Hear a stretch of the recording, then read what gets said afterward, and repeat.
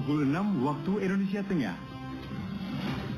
Inilah Radio Republik Indonesia Bau-Bau dengan Warta Cape Town, berita seputar Kepulauan Buton. Artinya sudah tidak ada kepentingannya, tinggal baring di rumah banyak. Tapi itu mereka masih masuk target, makanya bau-bau lansianya masih kurang. Itu untuk persiapan Hari Pers Nasional ini dari provinsi itu minta Kota Bau-Bau menyiapkan 200 lembar kain tenun. Selamat pagi, dari kawasan Bukit Waluyo Indah, inilah Warta Cape Town. Sari berita penting, Dinas Kesehatan Kota Bau-Bau kerja keras kejar capaian vaksinasi lansia sampai saat ini yang mencapai baru 38,06%. Orderan kain tenun dari Kota Bau-Bau untuk agenda HPN 2022 mencapai 200 lembar. Inilah Warta Cape Town selengkapnya hari ini Rabu 2 Februari 2022 bersama saya Laode Muhammad Syahribol.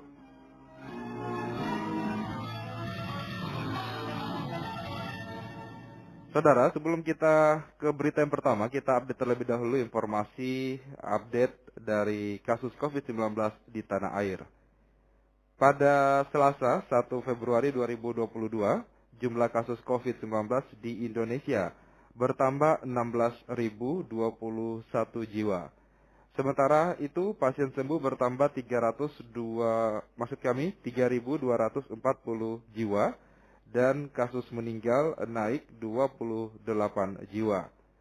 Jumlah kasus aktif tercatat sebanyak 81.349 jiwa. Spesimen yang diperiksa sebanyak 377.588 jiwa dan suspek sebanyak 12.121 jiwa. Adapun rinciannya, kasus COVID-19 bertambah 16.021 jiwa dan total menjadi 4.369.391. Pasien sembuh bertambah 3.240, total menjadi 4.143.694 pasien. Dan kasus meninggal bertambah 28 sehingga total menjadi 144.348 jiwa.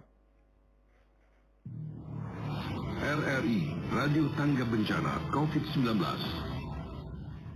Dinas Kesehatan Kota Bau-Bau kerja keras capai vaksinasi lansia. Sampai saat ini capaiannya baru mencapai 38,06%. Selengkapnya mengenal tersebut dilaporkan reporter RRI Bau-Bau, Hairul Mulko. Artinya sudah tidak ada kepentingannya, tinggal baring di rumah banyak. Tapi itu mereka masih masuk target, makanya bau-bau lansianya masih kurang. Kegiatan vaksinasi untuk kategori lanjut usia atau lansia di Kota Bau-Bau masih diperhadapkan dengan berbagai tantangan, sehingga capaiannya hingga kini masih terbilang rendah. Kepala Bidang Pencegahan Penyakit Dinas Kesehatan Kota Bau-Bau, Marfia Tahara menyebutkan, dari target 9.247 lansia usia 60 tahun ke atas sebagai sasaran penerima, baru 3.519 dosis yang divaksin atau persentasenya baru mencapai 38,06%. Marfia mengatakan penerima vaksin lansia ini sebagian besar adalah mereka yang memiliki kepentingan di luar rumah, seperti para pensiunan yang rutin mengambil gaji di bank, yang ingin berpergian, dan penerima bantuan sosial.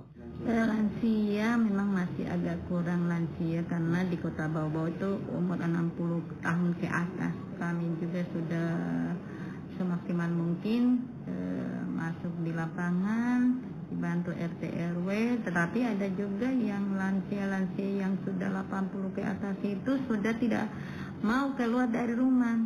Artinya sudah tidak ada kepentingannya, tinggal baring di rumah banyak. Tapi itu mereka masih masuk target, makanya bau-bau lansianya masih kurang. Dari ribuan sasaran penerima vaksin itu, sebagian besar sudah masuk kategori lansia pikun dan susah beranjak dari tempat tidur karena penyakit yang diderita. Kelompok-kelompok inilah yang menjadi tantangan bagi Dinkes untuk meyakinkan keluarga ataupun lansia itu sendiri untuk disuntik vaksin COVID-19. Ada juga orang-orang tua yang tinggal baring di rumah. Atau yang sudah pikun, yang sudah memang penyakitan. Martia mengatakan sejumlah lansia telah menerima vaksin dosis 3 atau booster. Sementara untuk kategori umum baru akan dilakukan setelah vaksinasi anak usia 6 hingga 11 tahun selesai dilaksanakan. Di sisi lain, stok vaksin di Kota Bau-Bau masih cukup banyak, masih terdapat 31.852 dosis, terdiri dari vaksin Moderna, AstraZeneca, Pfizer, dan Sinovac. Reporter RRI Bau-Bau, Hairul Mulku, melaporkan. Kita ke berita selanjutnya. Ketua DPRD Kota Bau-Bau, Zahari, meminta aparat pemerintah daerah terus meningkatkan kinerjanya. Politisi Golkar ini juga menyoroti belum jalannya proyek jalan lingkar yang telah lelang akhir tahun lalu. Sementara pendanaan proyek tersebut menggunakan dana utang. Selengkapnya dilaporkan kembali reporter RRI Bau-Bau, Hairul Mulku. Tapi di tahun 2021 kita justru ketinggalan dari daerah lain. Ketua DPRD Kota Bau-Bau, Zahari, berharap kinerja pemerintah Kota Bau-Bau terus mengalami peningkatan, bukan malah sebaliknya. Menurut amatan politisi Golkar ini, di tahun 2021, kinerja Pemkot Bau-Bau mengalami penurunan yang jelas terlihat dari penyetoran dokumen pembahasan RAPBD Kota Bau-Bau tahun 2022. Tahun-tahun yang lalu, kenang Zahari, dokumen-dokumen dari pemerintah cepat disetor ke Dewan untuk dilakukan pembahasan. Namun di tahun 2021 lalu, dokumen disetor ke Dewan jelang berakhirnya batas waktu pembahasan atau injury time. Hal ini disampaikan Zahari di hadapan seluruh jajaran Pemkot Bau-Bau dalam kegiatan forum konsultasi publik rancangan awal RKPD Kota Bau-Bau tahun 2023 di Aula Palagi Mata. Apalagi kemarin di provinsi kami diundang sama dari bawah kota, di situ juga kami diperingatkan dan dikasih warning sama pemerintah provinsi bahwa Kota Bau-Bau di awal pelaksanaan SPP itu menjadi rujukan dari daerah-daerah lain, termasuk daerah Jawa. Banyak yang konsultasi di Kota Bau-Bau karena dianggap Kota Bau-Bau adalah daerah yang bisa menjadi percontohan dalam penerapan SPP. Tapi di tahun 2021 kita justru ketinggalan dari daerah lain. Dalam kesempatan itu, Zahari juga menyoroti belum berjalannya sejumlah program prioritas Pemkot Bau-Bau yang berkaitan erat dengan kesejahteraan masyarakat. Salah satunya proyek jalan lingkar yang telah dilelang akhir tahun 2021 lalu, sementara pendanaannya dari utang daerah. 2021 jalan lingkar itu belum ada progres. Jadi tidak dicatatkan karena di zaman kita ini baru sampai dengan Desember 2022. Kalau saya tidak maksimal kita laksanakan, saya tidak tahu bagaimana penilaian masyarakat pada kita ini. Jadi kan banyak masyarakat yang kita sepakati kita pinjam untuk menggerakkan perkembangan di Kota Bau-Bau, tapi sampai dengan kemarin belum ada progres. Zahari juga mengingatkan pemerintah jika ada program pekerjaan yang sudah direncanakan, maka segera dieksekusi dan jangan ditunda. Mengingat saat ini pandemi COVID-19 belum juga berakhir dan terus bermutasi. Dikhawatirkan alokasi anggaran untuk pembangunan daerah justru akan dialihkan lagi untuk penanganan COVID-19. Untuk itu, jika dokumen pekerjaan sudah lengkap, maka segera lakukan lelang. Reporter RRI Bau-Bau, Hairul Mulku, melaporkan. Anda sedang mendengarkan Warta Kepton, berita seputar Kepulauan Buton.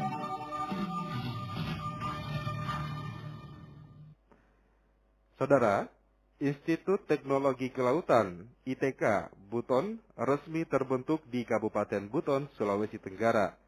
Hal itu ditandai dengan proses penyerahan surat keputusan pendirian dari Kepala Lembaga Layanan Pendidikan Tinggi Wilayah 9 Sulawesi Selatan, Barat, dan Tenggara, Andi Lukman, kepada Ketua Yayasan Sultra Raya 2020, Alvin Akiwijaya Putra, sebagai yayasan pengelola. Gubernur Sultra Ali Mazhim mengatakan, visi maritim muncul sebagai kekuatan baru untuk mewujudkan kemakmuran dan kesejahteraan Indonesia, khususnya kesejahteraan nelayan dan masyarakat yang berada di sekitar pulau-pulau kecil di wilayah terluar. ITK hadir memberikan hawa positif pada pelestarian sumber daya hayati perairan laut dan juga sosial ekonomi masyarakat akan berdampak pada peningkatannya. Surat keputusan SK Menteri Pendidikan dan Kebudayaan, Riset Teknologi dan Pendidikan Tinggi nomor 25-E-0-2022 menyatakan ITK Buton secara resmi berdiri. Dengan terbitnya SK tersebut, ITK Buton dapat melaksanakan rekrutmen mahasiswa baru pada 3 periode, yakni bioteknologi, aquaculture, serta perikanan tangkap.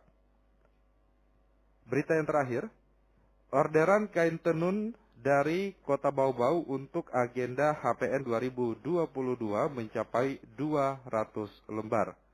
Dan selengkapnya dilaporkan reporter RRI Bau-Bau, Waode Nurliani. Penyelenggaraan Hari Pers Nasional HPN tahun 2022 di Kota Kendari menambah pundi-pundi rupiah bagi penenun Kota Bau-Bau. Orderan kain tenunan dari Kota Bau-Bau untuk agenda tahunan tersebut mencapai 200 lembar dengan harga jual persatuan Rp300.000.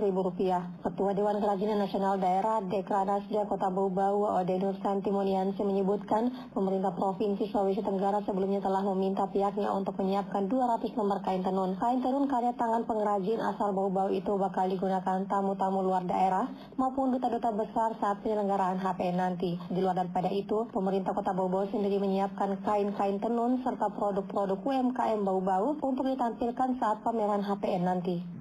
Karena kemarin itu untuk persiapan Hari Pers Nasional ini dari provinsi itu minta Kota Bau-Bau menyiapkan 200 lembar kain tenun untuk yang dipakai oleh tamu-tamu kita dari luar daerah maupun duta-duta nanti. Untuk pameran sendiri biasanya memang kami menyiapkan, jadi ada stok dari pengrajin baik dia tenunan pewarna alam maupun yang tenunan yang memakai benang biasa, mesres, kami menyiapkan untuk pameran. Di samping tentu hasil UMKM yang lain, produk-produk yang lain. Ode Nur Santimoniansi menambahkan target dalam penyelenggaraan HPN nanti adalah memperkenalkan dan mensosialisasikan bahwa Kota Bau-Bau memiliki aneka macam produk UMKM, termasuk memperkenalkan tenunan pewarna alam dengan desain motif yang sudah mengalami pengembangan, dan tentunya produk itu bisa bersaing dengan daerah-daerah lainnya. Selain tenunan, produk UMKM lainnya yang akan ditampilkan nanti seperti tudung saji, katapai sulaa, keripik yang berasal dari hasil pertanian di Bau-Bau yang sudah diolah. Selain itu, produk kerajinan tangan berbahan dasar kerang mutiara dan kuningan, serta aksesoris pakaian adat Buton yang biasa disebut dengan jao-jaonga. Pemerintah Kota Bau-Bau juga berencana menampilkan tarian bertemakan lingkungan pada HPN nanti sesuai dengan tema Hari Pers Nasional tahun 2022, yaitu lingkungan. Waode Nurliani, reporter di Bau-Bau, melaporkan.